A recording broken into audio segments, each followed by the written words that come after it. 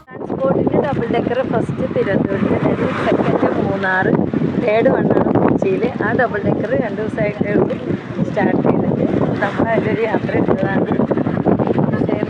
കാഴ്ചകൾ കാണാൻ, കൊച്ചി നഗരം മൊത്തം കാണാൻ നല്ലൊരു ഐഡിയ ആണ്. It's very good.